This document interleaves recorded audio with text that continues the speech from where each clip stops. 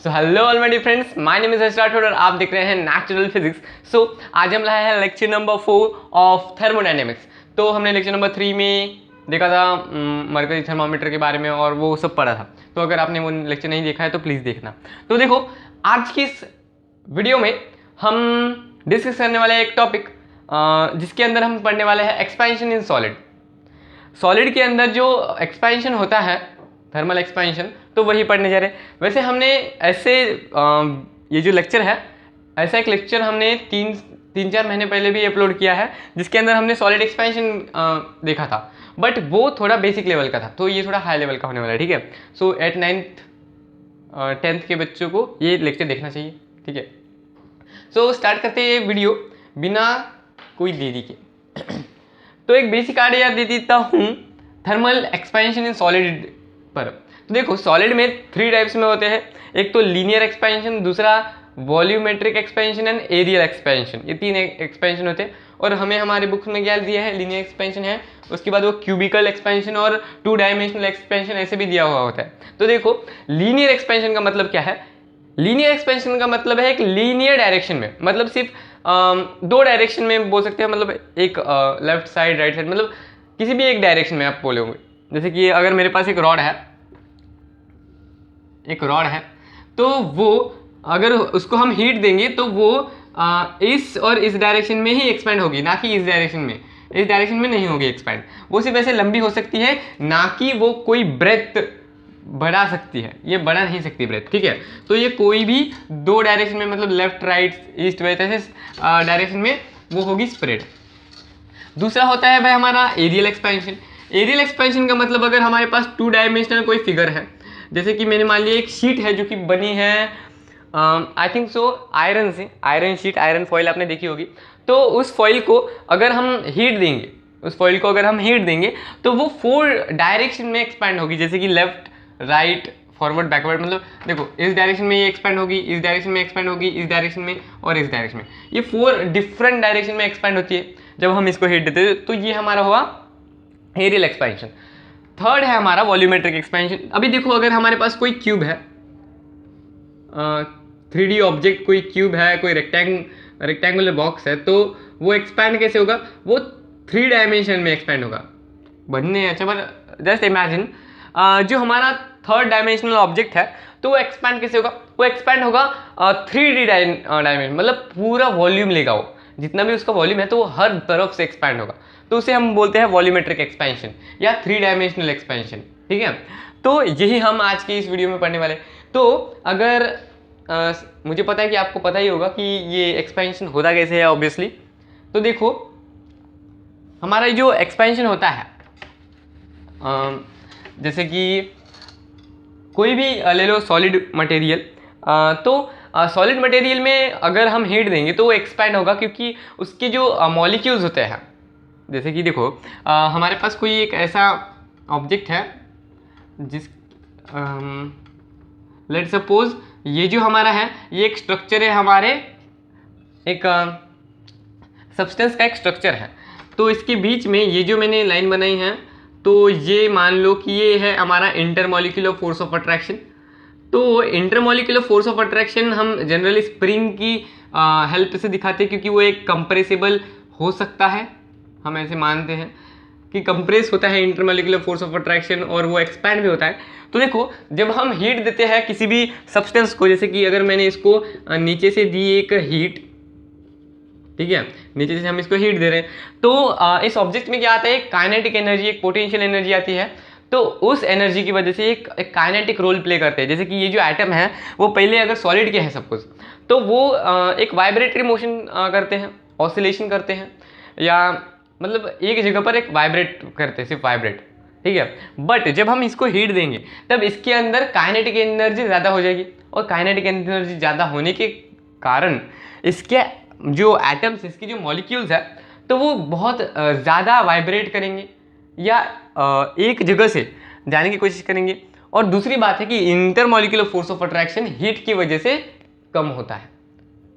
तो अगर हीट की वजह से इसका इंटरमॉलिक्यूलर फोर्स ऑफ अट्रैक्शन कम हो रहा है, तो ये एटम जो है वो रैंडमली डिफरेंट डायरेक्शन में स्प्रेड होंगे। तो इसकी वजह से इसका जो एरिया होगा इस ऑब्जेक्ट का तो ये बढ़ेगा। तो यही है हमारा एक्सपेंशन ऑफ सॉलिड सब्सटेंस।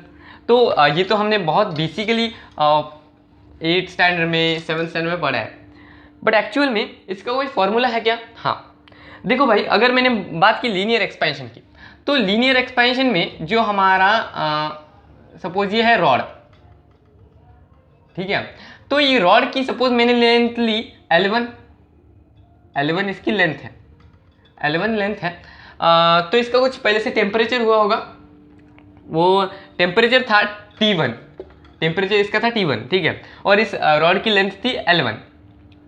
तो मैंने क्या किया, ग्रेजुअली इसको एक हीट दी नीचे से। तो हीट देना मतलब उसको एक टेम्परेचर प्रोड्यूस करना, उसको एक टेम्परेचर देना। तो मैंने इसको एक टेम्परेचर दिया जो कि था T2 टेम्परेचर इसको मैंने दिया। फिर ये रॉड क्या करेगी, ये एक्सपैंड होगी, हीट देना इसको, फिर ये रॉड एक्सपैंड होगी, तो इसकी लेंथ जो थी वो बन गई L2 इसकी हो गई लेंथ, ठीक है। या आप पहले मान सकते हो कि रॉड की लेंथ यहाँ से यहाँ थी, ठीक है, रुको एक मिनट डिटेल दे। रॉड की पहले लेंथ यहाँ से यहाँ थी, ठीक है, इतनी रॉड की लेंथ थी, मतलब यहाँ पर ये जो लेंथ है तो ये थी हमारी L1। फिर बाद में हीट देने के बाद कितनी हुई L2, तो यहाँ से यहाँ तक ये L2 लेंथ है। यहाँ पर जो टेम्परेचर था तो वो था T1, और यहाँ पर ये जो पूरा टेम्परेचर है वो है T2, समझ रहे हो, ठीक है। तो अभी भाई हमारी ये जो चीज़ है, हमारी ये जो लेंथ है, हमारा ये टेम्परेचर है, ये डिपेंड किस पे होगा। तो हमारा फर्स्ट है कि द लेंथ ऑफ रॉड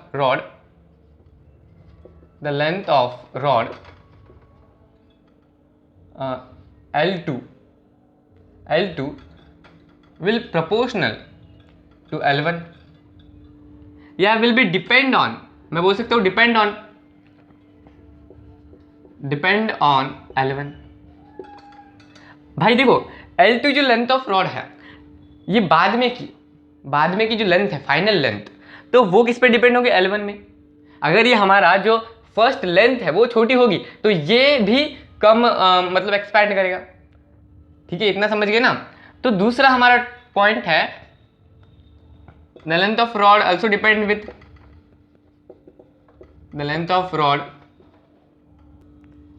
तो फ्रेंड्स यहाँ पर लेंथ ऑफ जो रॉड है तो वो फिर डिपेंड होगी टेम्परेचर पर भी। तो देखो लेंथ ऑफ रॉड जो बाद में है जैसे कि फाइनल लेंथ, तो हम उसको बोलते हैं चेंज इन लेंथ ऑल्सो। जैसे कि हम फाइनल टेम्परेचर को बोल सकते हैं चेंज इन टेम्परेचर, तो हम यहाँ पर चेंज इन लेंथ मतलब L2 minus L1 that is depend on किस पे, T2 माइनस T1 मतलब इसकी जो इनिशियल टेम्परेचर था तो उसमें से जो फाइनल टेम्परेचर हो वो, ठीक है, समझ रहे हो, ओके। नाउ अगर हम इसको कंबाइन करें, तो हमारी जो ये क्या है, ये चेंज है यहाँ पर, तो L2 माइनस L1 लिख दो यहाँ पर, ठीक है, ये भी लिखना तो चलेगा पर L2 माइनस L1, ठीक है, ये भी रखना। तो हमारा ये क्या होगा, L2 minus L1 that will be proportional to L1। Means देखो यहाँ पर देखो कि यहाँ पर जो L2 है combining this, so L2 minus L1 that will be proportional to L1, L2 minus L1 that will be proportional to L1, ठीक है। उसके बाद क्या है, L2 minus L1 that is also proportional to T1, या बोल सकते हो यहाँ पर T2 माइनस T1, ठीक है। और इसको और एक शॉर्ट लिखने की ज़रूरत है कि यहाँ पर अगर हम इसको चेंज रेफर कर रहे हैं, चेंज अगर हम बोल रहे हैं तो हम यहाँ पर यूज़ कर सकते हैं डेल्टा एक ग्रीक वर्ड है, आपको पता है कि वो चेंज के लिए डिनोट किया जाता है ट्रायंगल करके। तो delta L that will be proportional to L1 और delta L that will be proportional to इससे डेल्टा T से, ठीक है। तो ये हमारा एक फॉर्मूला बन जाता है, ऐसा मैं नहीं कहूँगा, ये भी हमारा फॉर्मूला बने। अब इसको हम फिर से कंबाइन कर सकते हैं। तो मैं यहाँ पर लिख सकता हूँ कि हमारा जो डेल्टा एल है और ये डेल्टा L1 डेल्टा टी है, तो इसको हम कंबाइन करेंगे। ठीक है, तो देखो यहाँ पर ये जो है हमारा अल्फ़ा प्रोपोर्शनलिटी ऑफ साइन, तो इसको हम कांस्टेंट मानेंगे। तो हमारा जो आएगा alpha that is equal to delta L, हम यहाँ पर लिख सकते हैं डेल्टा एल। ठीक है, ये थोड़ा नीचे बैठ के लिखूँगा, delta L upon that is equal to L1 delta टी। L1 डेल्टा टी, ये यहाँ पर क्या है, L1 डेल्टा टी। तो ये हमारा फॉर्मूला बन जाता है यहाँ पर expansion in linear form, linear method in solid, but हाँ ठीक है। तो ये एक बन गया। सो ये हमारा एक फॉर्मूला बन जाता है यहाँ पर। तो आप इस फॉर्मूले से हम क्या coefficient of linear expansion solve कर सकते हैं। ठीक है, तो अभी सेकंड हमारी बात आती है एक्सपेंशन इन एरियल एक्सपेंशन की बात आनी चाहिए। तो देखो भाई, एरियल एक्सपेंशन में 2 डायमेंशनल एक्सपेंशन भी कहा जाता है।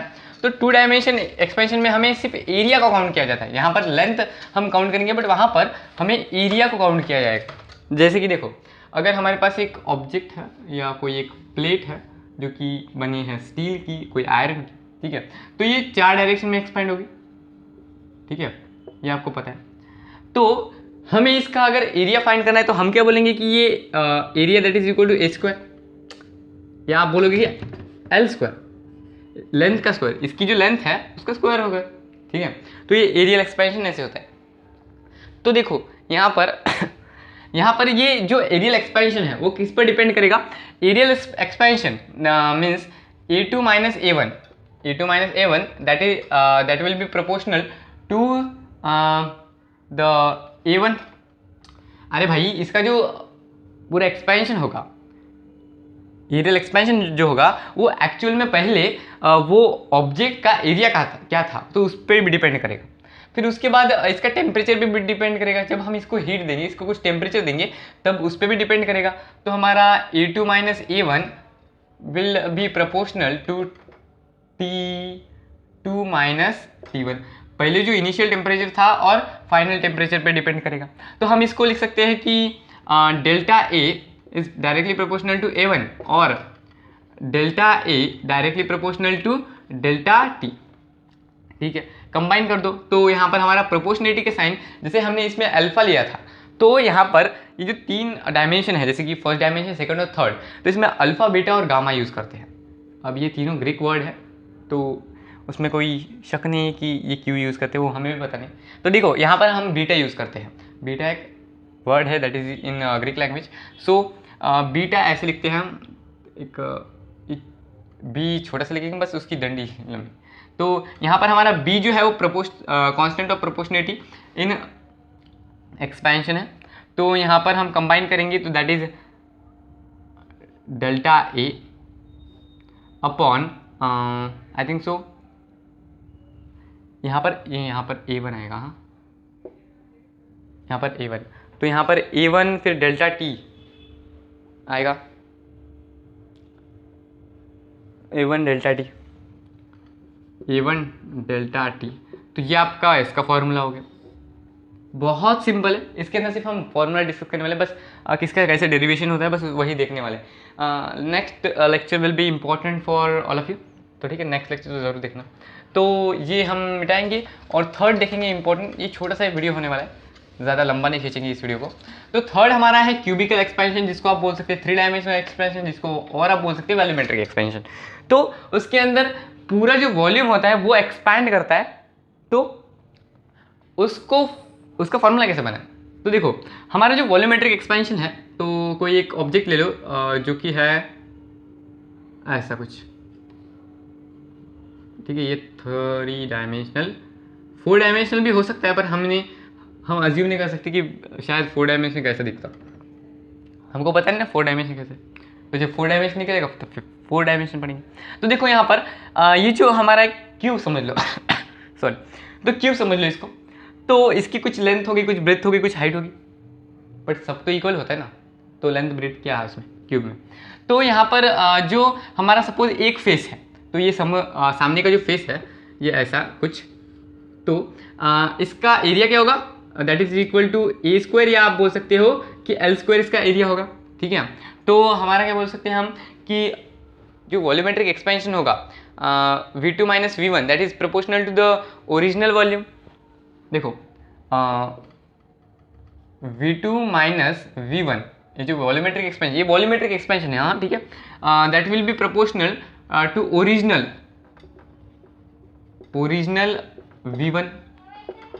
V1 वैल्यू, ठीक है।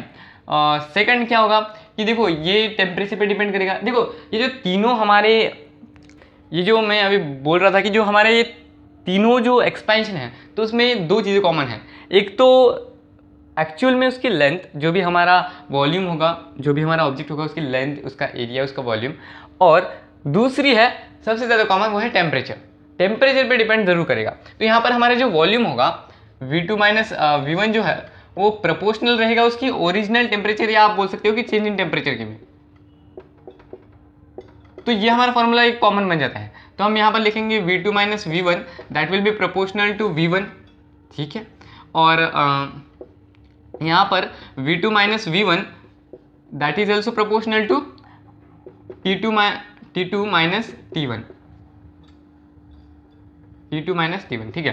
तो यहाँ पर हम इसको डेल्टा V लिखेंगे, delta V that is proportional to V1, और delta V that is proportional to delta T, ठीक है। तो यहाँ पर ये जो कांस्टेंट रहेगा वो है गामा। आपने सुना होगा गामा रेज, तो वो वाली गामा रेज नहीं है, तो ये गामा अलग है। तो इस गामा को जैसे आर ऐसे लिखते हैं, आप समझ सकते हो आर, बट ये आर होता नहीं है, बट आप लिख सकते हो कि let's suppose it may be R, ठीक है। तो इसको लिखा जाता है कांस्टेंट ऑफ प्रोपोर्शनलिटी। तो ये हमारी ये गामा आएगी, तो ये क्या होगा यहाँ पर delta V that is equal to V1 delta T, ठीक है। तो ये हमारा यहाँ पर फॉर्मूला बन जाएगा, ठीक है। सो आई होप यहाँ तक आपको समझ में आया होगा। आई थिंक सो ये लेक्चर छोटा सा है, बट यहाँ तक बस हो गया आज के लिए। सो लेक्चर नंबर 5 के अंदर कुछ बहुत इंपॉर्टेंट बातें करेंगे, बहुत इंपॉर्टेंट टॉपिक्स पढ़ेंगे। ये तो आज का बहुत बेसिक था, सिर्फ क्या डेरिवेशन करना था, ठीक है।